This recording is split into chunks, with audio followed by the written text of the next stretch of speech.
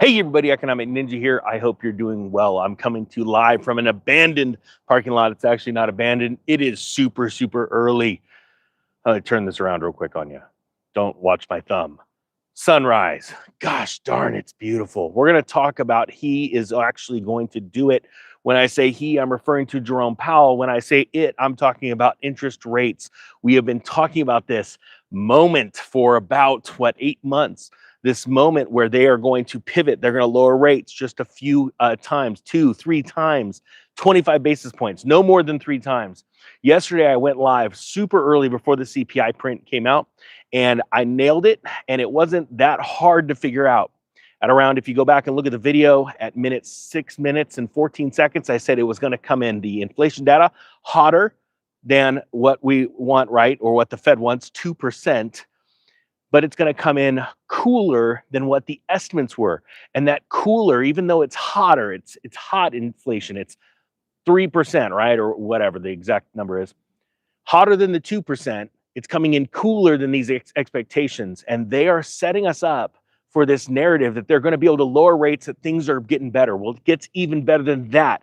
Out of Market Watch, it says, Powell testimony on day 2, the Fed chief says banks won't wait for 2% inflation to cut rates. This is exactly what I've been telling everyone is going to happen. They're going to give this little spin, this narrative that everything's better than we thought. It's you know what? We don't have to wait for the 2% inflation number, which all of us, type 1 if you agree, inflation is so much higher than 2% or 3%, right? They're telling us right now that the government is cooking books. They're not accounting for food. They're not accounting for energy and all that crap. And they're cooking these books. So here we go. It says here, this is out of Market Watch. It says, Powell's testimony, the Fed chair says elevated inflation isn't only risk to economy. It says here, the PCE inflation index rules the Fed's roost. Most Americans are somewhat familiar with the consumer price index, but it's a less well-known inflation rate known as the PCE that will determine when the Federal Reserve cuts interest rates.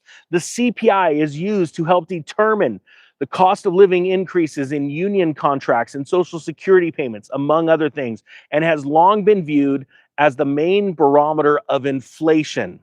I have to be honest with you, and type 2 if you agree, I'm getting sick and tired of all these stupid barometers and all these stupid acronyms. Acronyms just piss me off. I've worked around the government for a long time, and that's all they like to use. The reason why is because it's intended to confuse you. A bunch of people that went to Coolidge a long time ago that want to make their mark in this world come up with all these different acronyms and all these different ways of measuring things, and we can't just have one way. It's like the median home price versus the average home price. It's like, can we just stick on one so that it's a little bit easier to figure out? Sorry, I digress, but that's how I feel. And that's the sad part about America right now is everyone, when it comes to the economy, is extremely confused because a lot of the basic stuff wasn't taught on purpose when it comes to economics in our school system. And that's intended to, for a reason, to confuse you so that you don't see the booms and the busts. Now it says here, yet the Fed actually prefers what is officially known as the Personal Consumption Expenditures Index, or the PCE. We look at different measures, but for a quarter of a century, the PCE inflation has been the Fed's goal, Powell said. We define our goal in terms of that.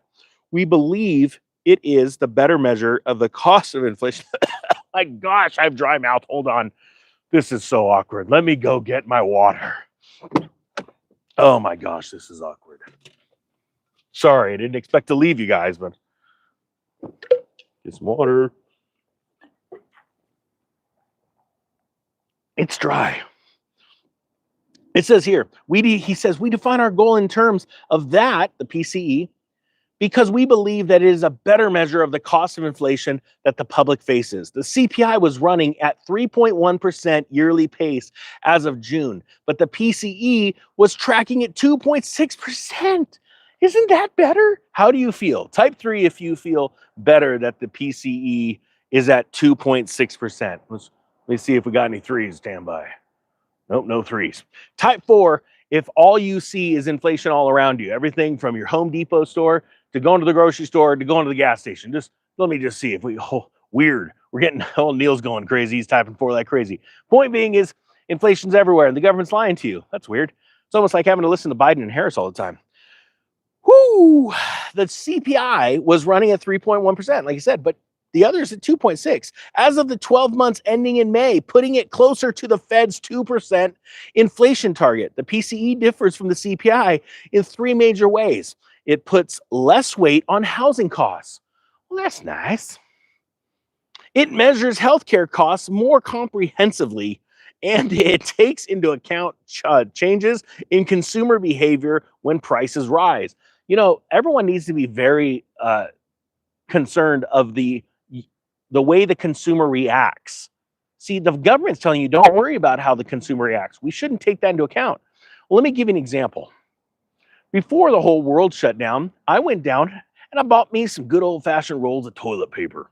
Me and an old business partner of mine. Why? Because I used to study, because I've been preparing for this inflation wave since 2012. And all the cycle charts led right to it, monetary chart, all that kind of crap, right? And I went and bought toilet paper ahead of time because it's the one item that during a hyperinflationary event, it goes out of control. People go and run down and go grab it. Why? Because it's the one thing everyone needs. And number 2, it's the biggest package that you could go rolling out with the least amount of money going, I did something. And that's human behavior. If you don't study human behavior, you're not going to know how to prepare or what to expect. That's why I've been preparing everyone for a housing crash. As a matter of fact, I'm going to put a link to a video I did. It's getting so little play, it's crazy, but we actually edited it and took some time with it. And I show you the market, the housing market quadrant cycle chart, and why and where we are right now in that cycle and what's going to happen next because of human behavior. So I'll put a link down to that. And then I'll also put an 80% off link to the Mortgage Master if you want to start getting ready, that where banks actually don't say no to you like they did to everybody in 2007, 2008, 2009. I want people ready. So if you want it, 80% off down there. All right. So that's why we have to actually focus on human behavior. Type 5 if you agree that you don't believe the Fed, you don't give a crap what they say, and we actually do need to take a look at how humans behave so we know how to pivot. So, like it says, it takes into account changes in the consumer behavior when prices rise. Let's say that the price of steak rose a lot, but not the price of ground beef. A consumer might buy more ground beef at a lower cost. The sort of product substitution can help keep overall inflation down. No, that's a line of crap. If I want a steak, I'm going to go get a steak. And if it costs me more, inflation's there. So if there's a bunch of people that want to bow out and go, hey, I've got to go buy ground beef because I'm poor now because the government overstimulated the economy, overprinted money, the inflation's still there. They're just wanting you to understand they're trying to trick you. It's like a wordsmithing situation. All right. Now, the cool thing is this isn't time to get, well, we should all be pissed off, but you should also be excited. You see, because it's not just you, it's not just me, it's everybody in the country having to deal with this. Poor people, wealthier people, everyone is dealing with inflation. All right. Now, I get it that the people with a lot more money, they still have plenty of money to go buy steaks.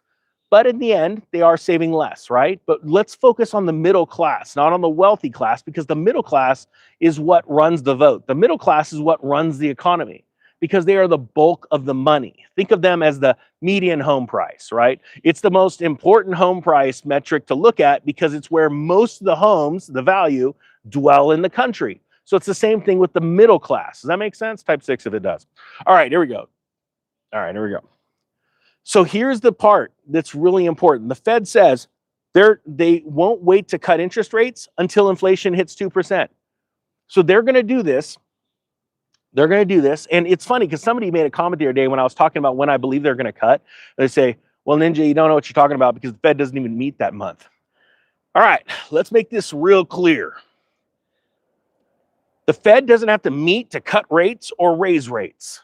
They're called emergency meetings. They're out of sorts. There are times when they go, you know what? We have to act now, and we're not going to wait for a stupid meeting. So to whoever commented that, you think real smart. History has proven that the Fed has risen rates, and lowered rates at times there weren't an official meeting.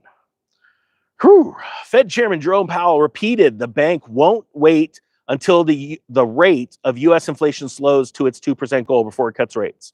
He says, you don't want to wait until inflation gets all the way down to 2%, he said.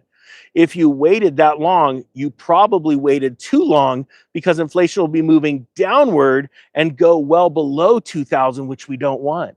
So look at what Jerome Powell just said to you right now. He wants to make sure your the destruction of the purchasing power of your currency stays at 2%. You see, that's an interesting number. It came up in New Zealand.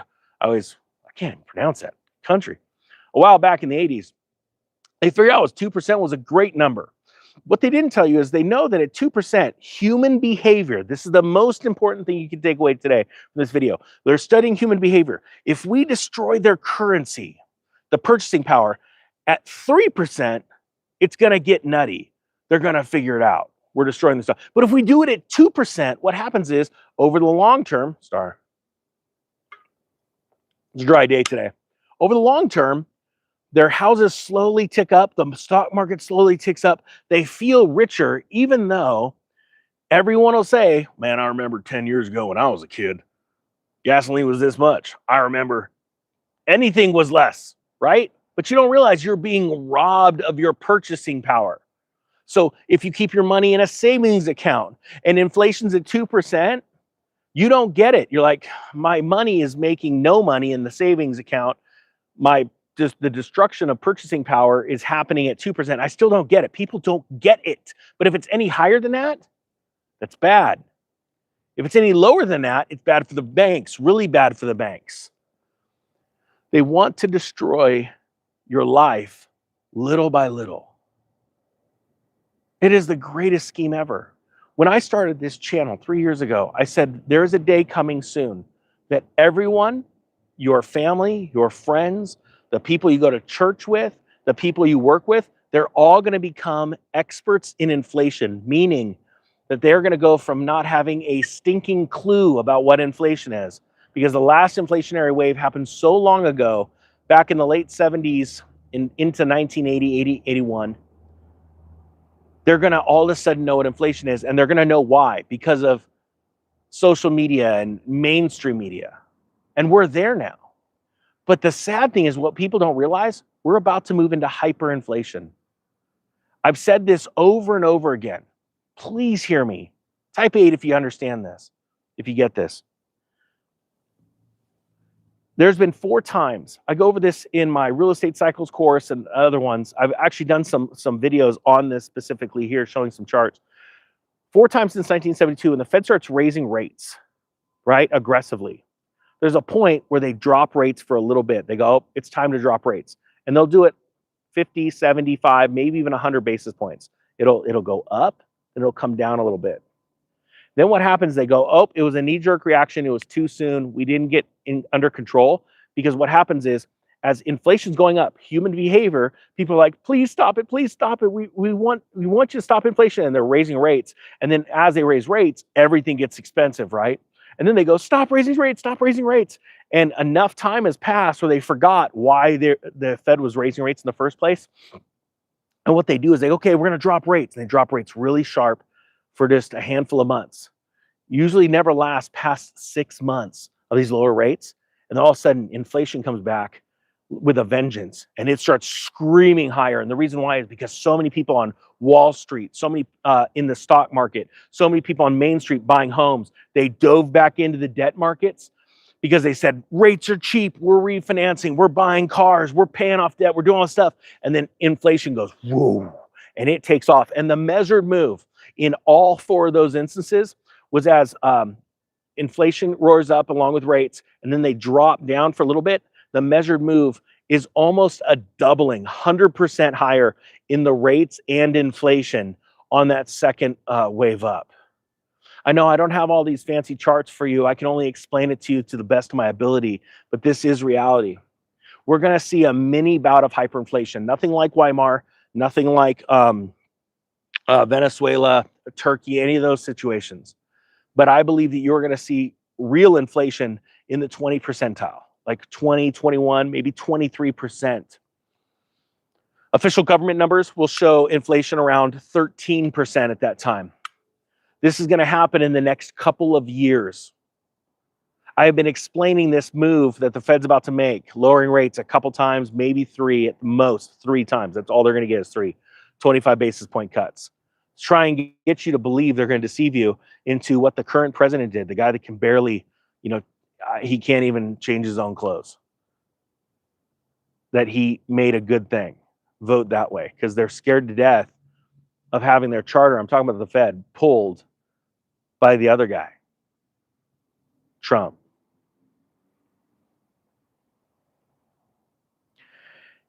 I would highly suggest, I think everyone that's watched the video that I came out with that YouTube's not one to trade, I've got a link down below and I'll put it in the comment section.